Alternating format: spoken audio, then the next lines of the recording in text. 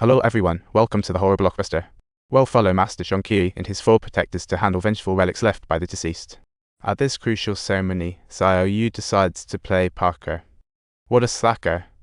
In the end, he shouts his name and even his friend Turtle joins in the fun water saga.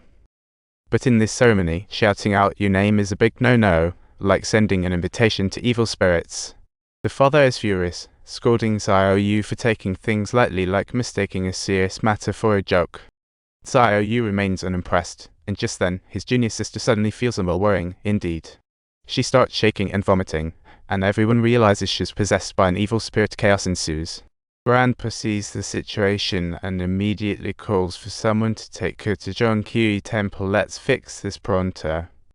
Little Min has now grown into a qualified master who's capable of effortlessly driving away the evil spirit that was troubling everyone, letting everyone breathe a sigh of relief with ease. Just as everyone is ready to celebrate, the junior sister goes haywire again. What a twist. Her eyes turn blood red in an instant, like they've been ignited by fire, and she lunges at Xiao. Talk about thrilling. Everyone tries to pull her away, but can't. This is quite the predicament.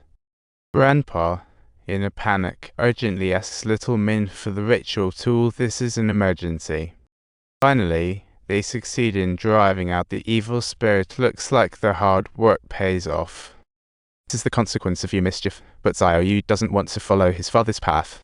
She wants to carve out her own path and shine brightly. What an extraordinary girl with ambition she is. Even the protective talisman that her father specifically requested for her doesn't interest her. What an awkward dilemma. How many times do I have to tell you? The troop is like family. You can't hurt your family for fun.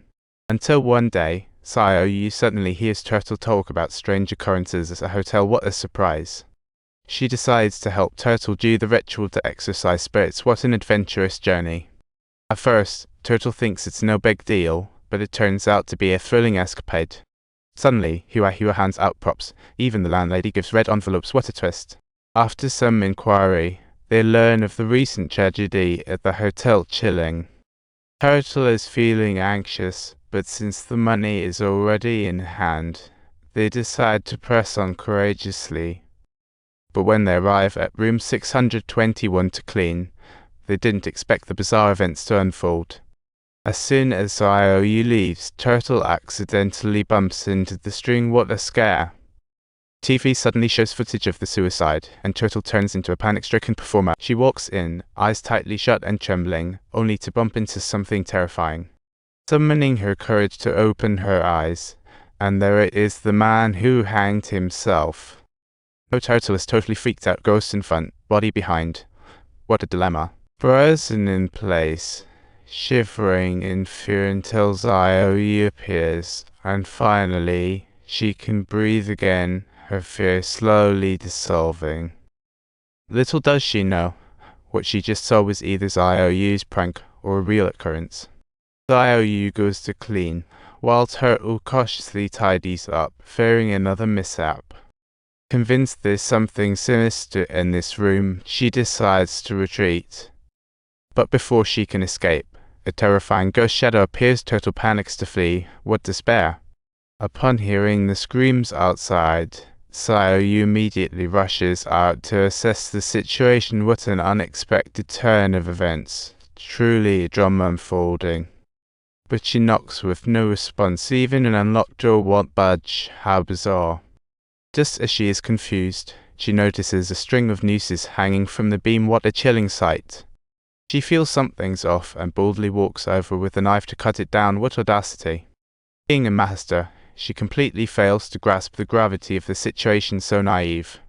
After boldly cutting the rope, she'll pay a heavy price. Death might be the price. Meanwhile, in the corner, the hotelier's ex-husband is busy, totally oblivious.